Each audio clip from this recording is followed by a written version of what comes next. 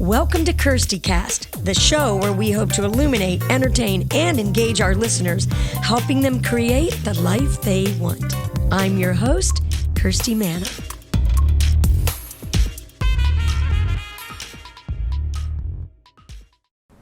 When you think about the word evolve or evolving, you might think about science.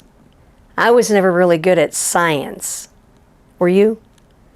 Well, anyway, you can also think about physical changes that are made like over a long period of time. But what about yourself evolving and emerging and changing? What are some positive things that you can do that can help you evolve as a person and in your creative life? Well, one thing you can do is stretch.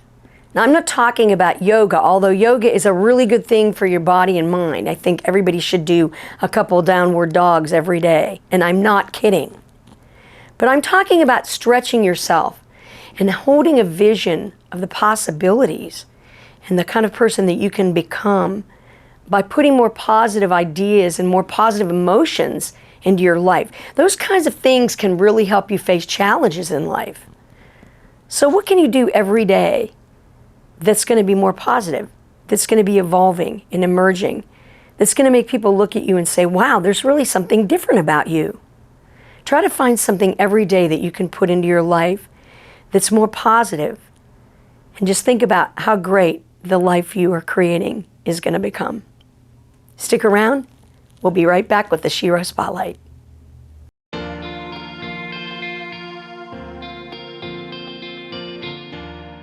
Stay tuned for the Shero Spotlight.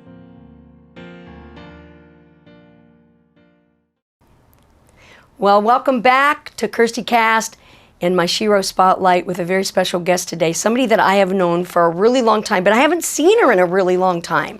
You know how we have all these people that we haven't seen in a long time? Well, she's one of them, and I'm so glad she's here today. Today, my guest is Lauren Lucas, very, very talented person, and she's a South Carolina native. I actually met her when she was a young girl at a talent event, and we've just remained in touch all these years, and I've followed her career. Let me tell you a little bit about what she's done. She's a Belmont University alumni. That's a really big deal. She's an Academy of Country Music and Tony Award nominee. Come on. You've probably heard her songs on Broadway. She was in the play Urban Cowboy. You've heard her on TV, you've heard her in film, and she's also been on other artist projects such as Danielle Peck, Damian Horn, and Risa Binder, just to name a few.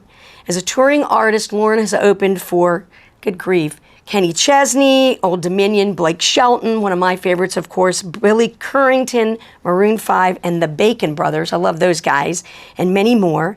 And she spent 3 years touring with a really cool female harmony band called Farewell Angelina. I always loved the name of that band.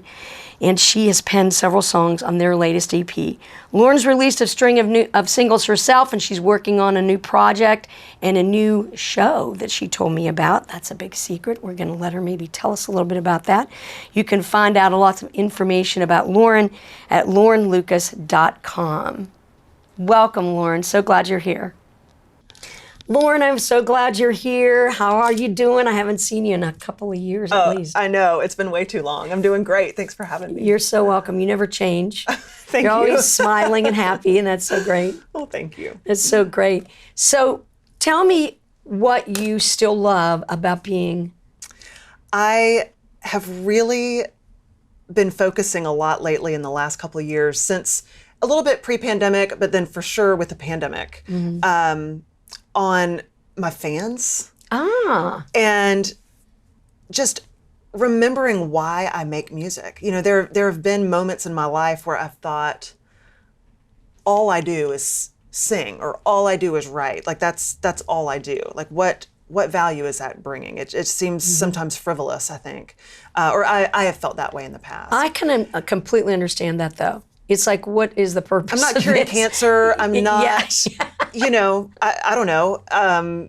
Yeah, it's just, sometimes it feels a little frivolous, or I fear that it is frivolous. Yeah. And then I reconnect with the fans, and I have like a little private supporter group, and we're really tight knit in there. And someone will tell me how it got them through the loss of a mother, or a song that I wrote got them through the loss of a sister, or whatever it is. And then it's like, oh yeah, now I remember. Like, this is really serious business. This is real stuff, you know, and it's not frivolous. It means something to other people. I think that is so important to say, and for people that are creating out there that don't know, why am I doing this, to hear, because we forget, you know, when we make music all the time, you know, there's a lot of people out there in the world that wish they could do what we do, and they might even have talent to do it, and they don't have the opportunity till they get very old, or they retire, their kids grow up, or all those things, to really focus on saying something they want to say. And, you know, we forget that even a song that, you know, maybe isn't some big anthem is still a message to somebody.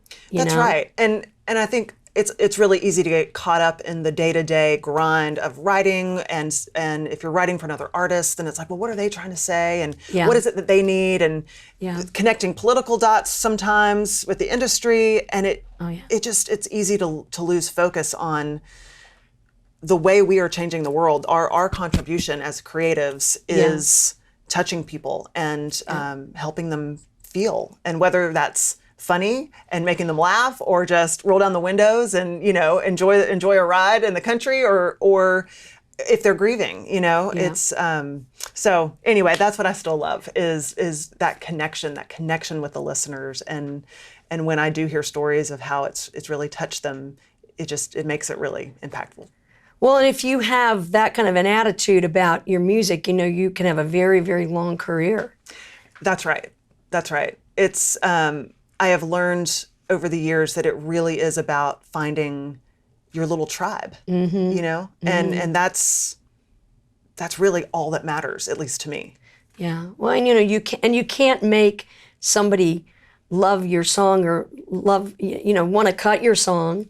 And so I think it's really great to have that outlet, you know, for yourself. And you've always been an amazing artist.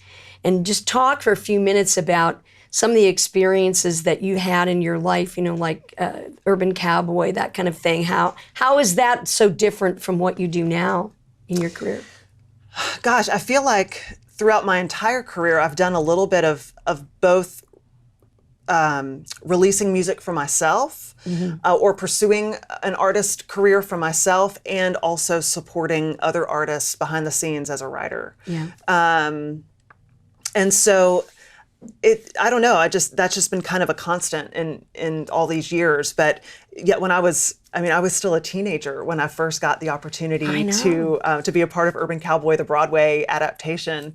And I was actually cast, the whole way I got a song in the show was I was first cast they do reading workshops of Broadway shows, you know, before they get up and running. And this was like the very first script. They didn't even have original music. They were using popular country songs from radio. Like and a plugging them in. jukebox kind of musical, Yeah, and so, well, really they never intended to keep those songs. It was just to show like, hey, the emotion of this song is going to be, now we need to write a song with that emotion. Like a placeholder thing. That's right, okay. Yeah. And so I was cast as the Deborah Winger lead role of Sissy. If you're familiar with Urban Cowboy back in the 80s. Are you kidding me? I love that movie, Yeah, John Travolta and Deborah Winger were the leads, and I was cast as the Sissy, the lead that Deborah Winger played for the very first reading workshop.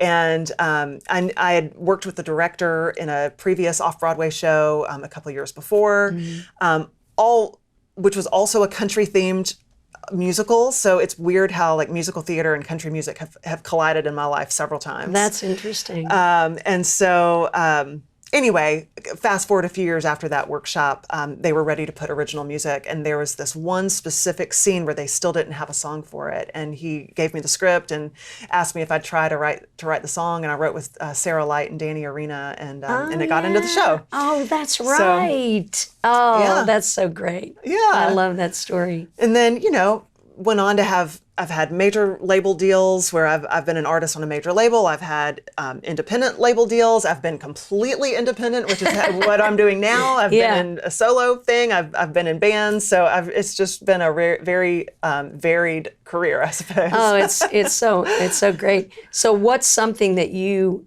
love to share with people listening, what would be some advice you would give an aspiring artist? Oh, man. Don't do it. No, I'm kidding. Yeah, right. Stay home. No, I'm kidding.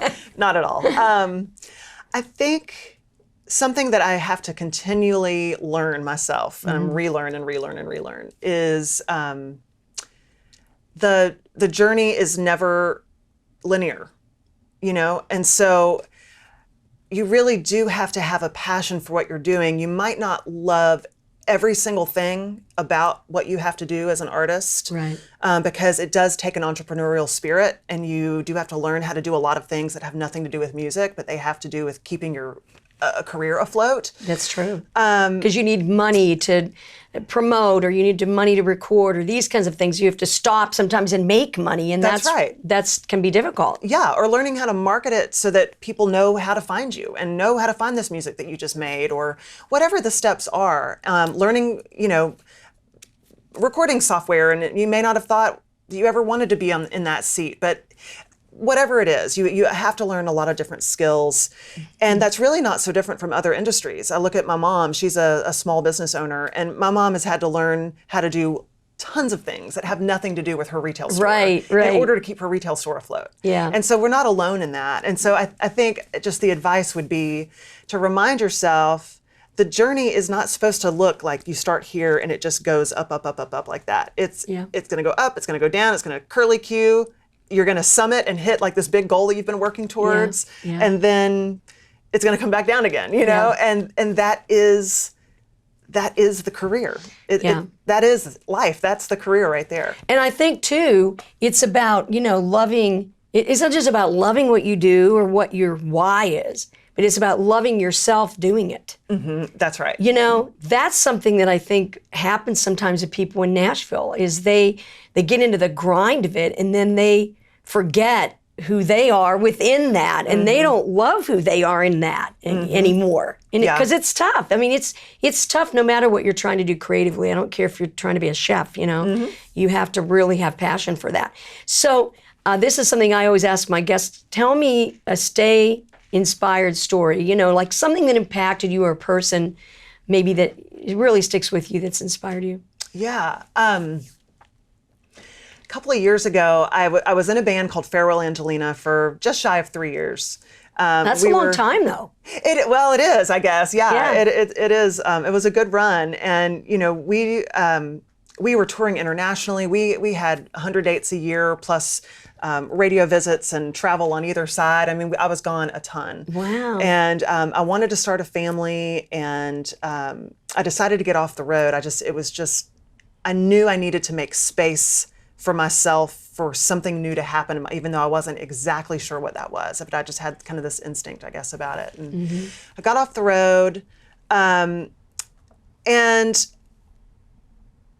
I don't know why I got it in my head that I needed to write more by myself. Like I needed to write more 100%ers. And I don't know maybe it's just a perfectionist streak in me, or the overachiever, or whatever. But for some reason, I just got it in my head that I was relying too much on co-writers, and I needed to write more on my own.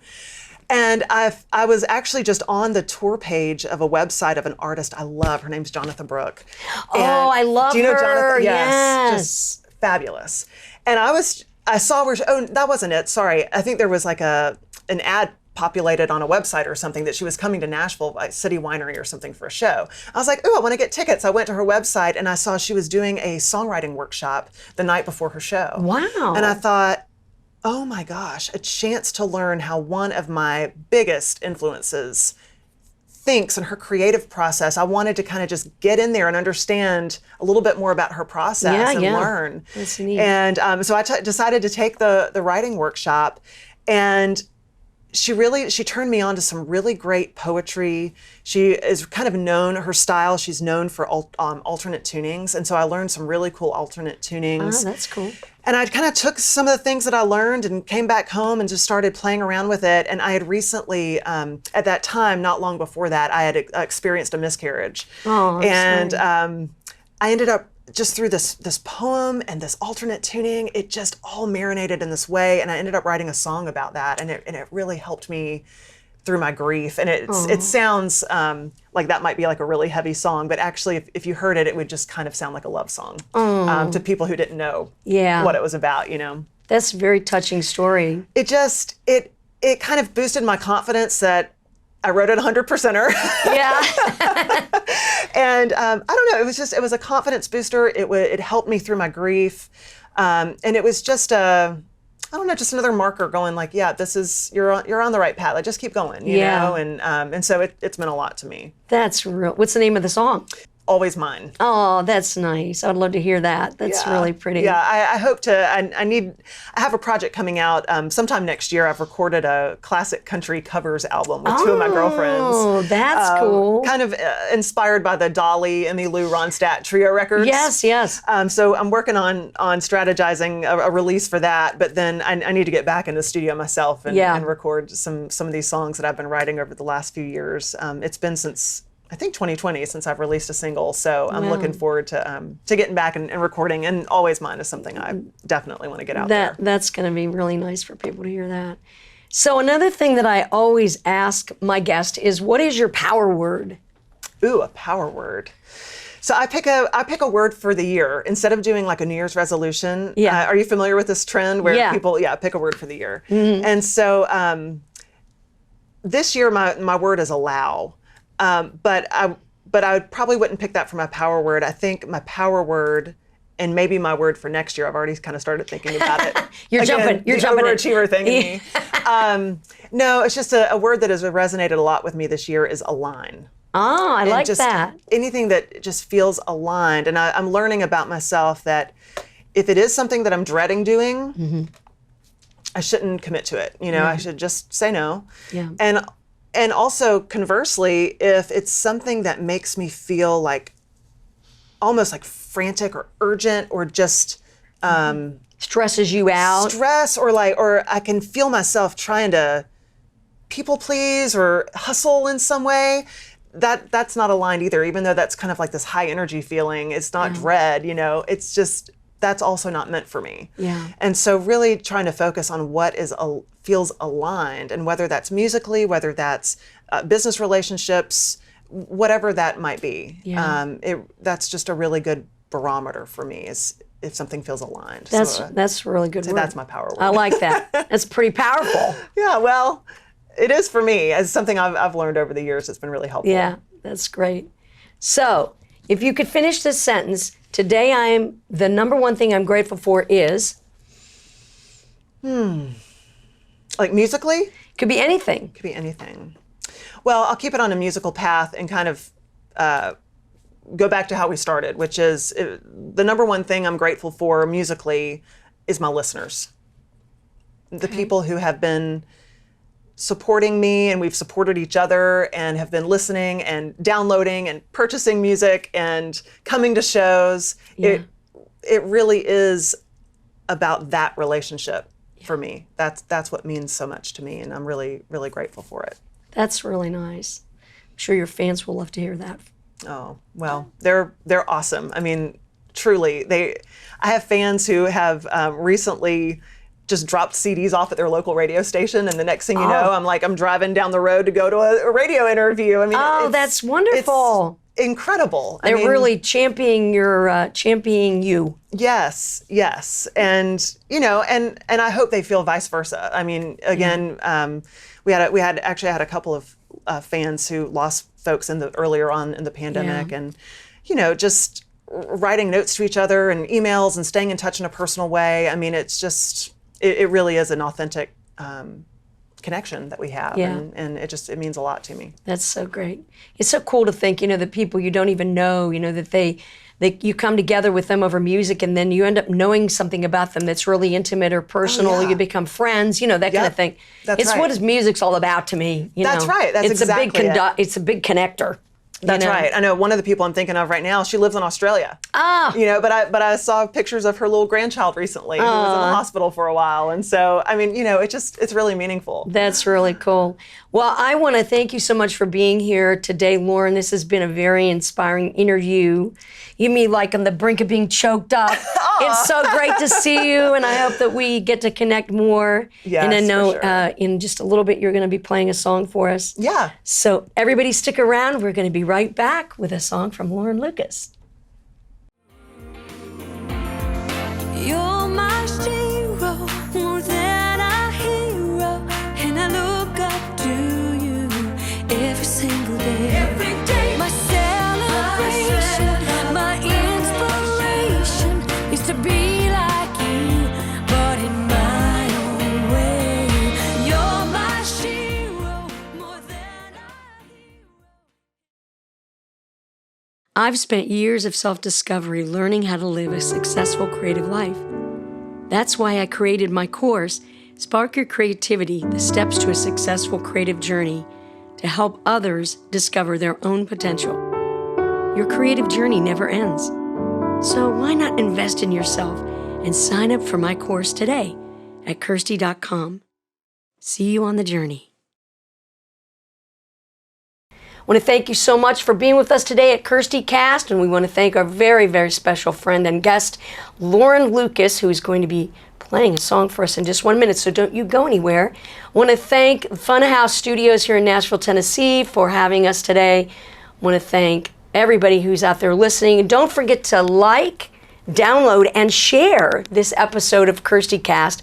And if you think you'd like to be a guest here on KIRSTIcast, or you know somebody who would be, please email me at info@songwritergirl.com. Hope I'm going to see you next time. Lauren's going to be right back with her wonderful song, and whatever you do, stay inspired.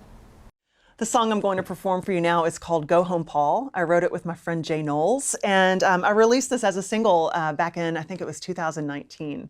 So you can find it wherever you stream music.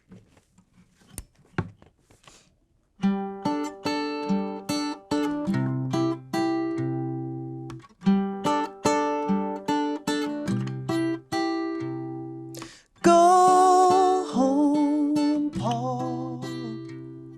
It's not your fault. I never should have called, never should have told you to come over. It's way too late. Please don't stay. 'Cause all that it would take is for you to take one step closer. Oh, and we already know how it's gonna end. But I pick up the phone, and here we go again.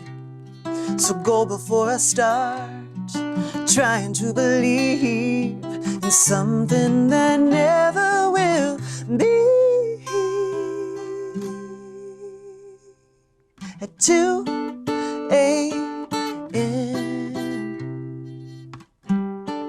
No two friends share a glass of wine, then fall asleep on each other's shoulder. Oh, and we already know how it's gonna end. But I pick up the phone, and here we go again. So go before I start trying to believe in something that never will be.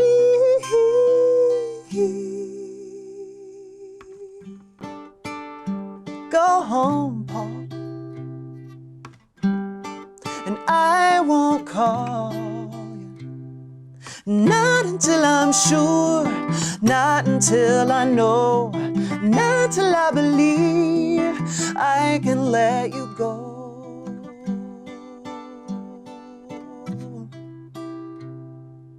Go home, Paul.